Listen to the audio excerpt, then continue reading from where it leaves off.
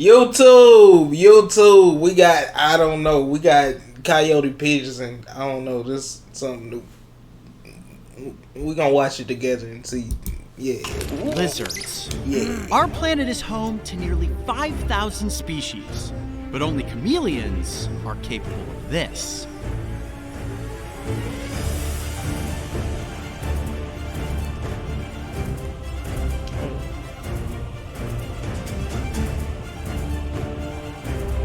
Oh, that's what he getting tongued by. I don't know what that is. I'm about to find out. Worldwide, there are more than 150 chameleon species, and Africa is home to 19 of them.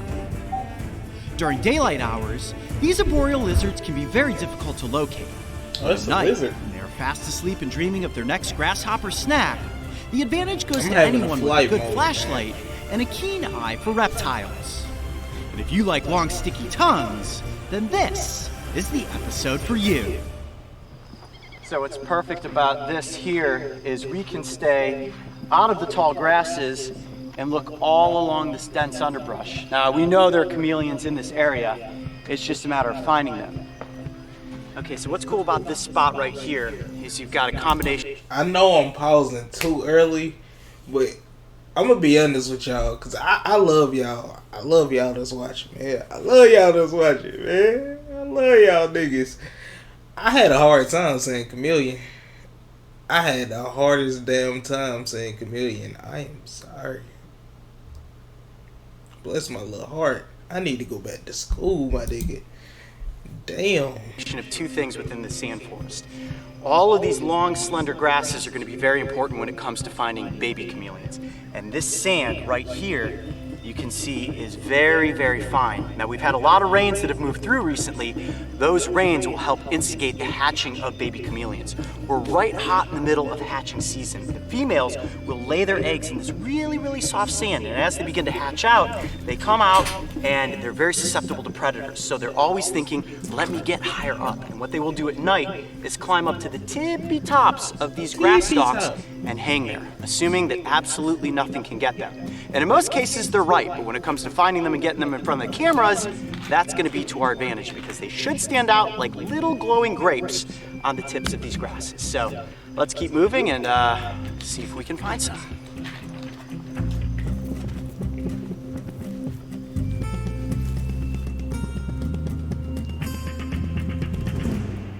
Oh, here we go. Hot diggity dog, look who we've got here. Hot diggity dog, we found one. An absolutely teeny tiny chameleon. Good Now, golly Wally. the tactic here is to actually snip the little piece of grass that it is sleeping on. That has got to be the teeny tiniest, most adorable lizard I have ever seen. Oh, You, my little friend, are an absolute superstar.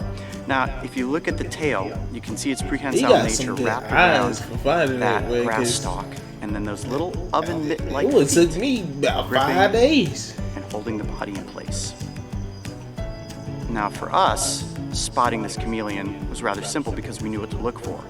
But for any predator, it just looks like this lizard is a part of the environment. All right, buddy, I'm gonna gently kind of wedge you into another grass stalk so that we don't disturb the rest of your evening. Get you balanced there, and you'll be good to go. That's a Now that we common found a baby lizard. chameleon, the bigger ones are likely gonna be higher up. So, investigating Chameleon. tree limbs and hidden within especially leaves like this is a perfect spot for you. Oh, we got a snake. Mari, is this a vine snake? Oh damn, they got is snakes. a twig snake. Oh, that's a twig No. Holy smokes, that's a super toxic Watch snake. your back, Okay. man. Wow, look at the camouflage of this animal. Looks completely That mug like do look a like the vine. tree. Perfectly interwound around this branch, down into here, in complete stealth mode. Something sizable that it ate recently. Yeah, can you see that from there? Yeah, I mean, could very well be a chameleon. This is a super cool find. I need to be extremely careful because, like Mario said, this is a very venomous species. We'll talk about that in a second. Let me just focus to see if I can gently get it out of the tree here. I'm gonna be very gentle about this. Damn, that thing long.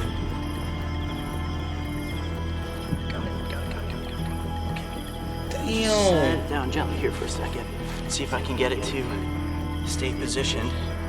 Hey, he a trooper, cause nah, Wow. I'm Actually, not messing with bring no this back snakes. just a touch. I don't want to put any pressure on that spot where it's actually got A something in long its ass belly. snake. Wow, look at the triangular shape of the head. Looks almost like the tip of a spear.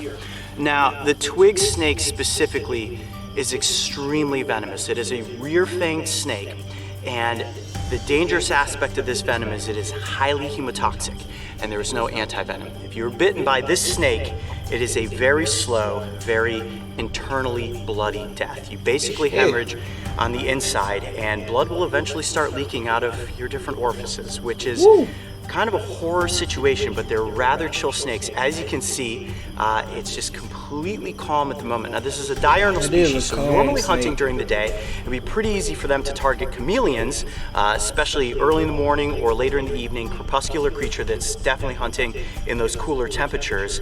So slender, so unassuming looking, yet so incredibly toxic.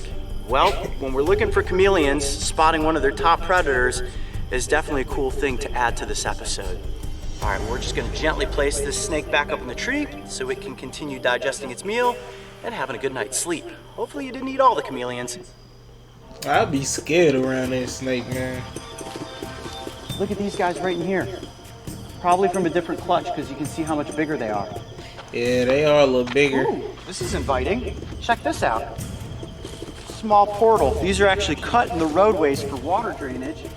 And it really opens up back here. Oh yeah, look at this. Oh, right there.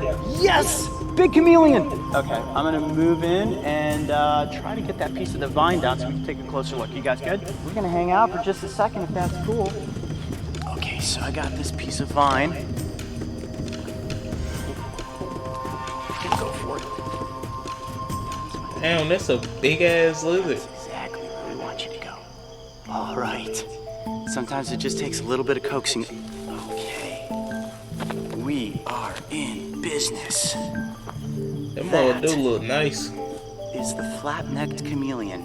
It appears to be a female, and the way I can tell that is that the males have a big bulge at the back near their vent, and that's how you know that it's male chameleon parts. There are 4 specific things I would love to look at with this lizard.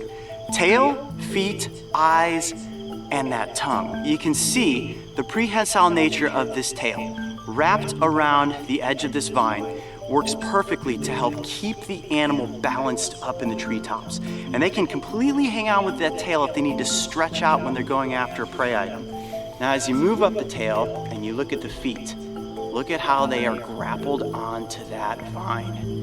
They are called zygodactylus. That's the name for these feet, which basically means 2 toes in the front, 2 toes in the back. They look just like little oven mitts. And if you look real closely, you can see that they have very, very sharp claws. And chameleons are capable of using their feet and their tail to help them move pretty much effortlessly through the treetops. As we all know, this is an arboreal species. And when it comes to camouflage, you really can't top that green coloration. Now, if a chameleon is stretched out on a branch like this, it's gonna completely look like a leaf. That not only helps keep it hidden from predators, but it keeps it camouflaged as it's slowly slinking up on a potential prey item. When it comes to seeing its prey, the coolest thing about a chameleon's eyes are their ability to move 180 degrees in either direction, which essentially gives this reptile the ability to see 360 degrees within its environment.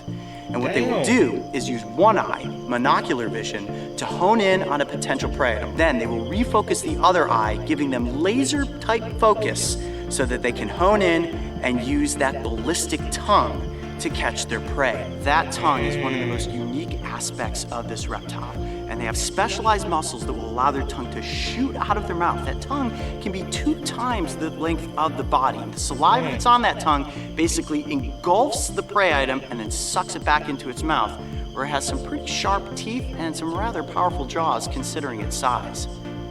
That lizard got the go 3000. Chameleons cannot just shift to any color. Place this chameleon on my purple shirt, it's not going to turn purple. Their color changes based on mood and environment. When it comes to being camouflaged, obviously different shades of green and brown work perfectly. And And when it comes to stress, That's a darker nice little coloration color. will tell you that this lizard is feeling uncomfortable.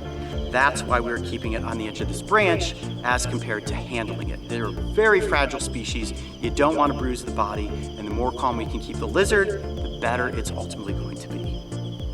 Well, this was pretty cool. It seemed like we came across a gazillion baby chameleons, but nothing was better than coming across a female that most likely laid a very successful clutch this season here in South Africa. I'm Coyote Peterson. Be brave. Stay wild. We'll see you on the next adventure. All right, you ready to get back up into your tree for a full night's sleep? Hey, Coyote Pack! If you're a fan of my amazing animal encounters, then head over to Shop Brave World. Hey man, I hope y'all enjoyed that good little lesson right there. A good little lesson on some, on reptiles. We out. Yeah, like, comment, subscribe, man. I'm out. We got, I don't know. That was interesting though.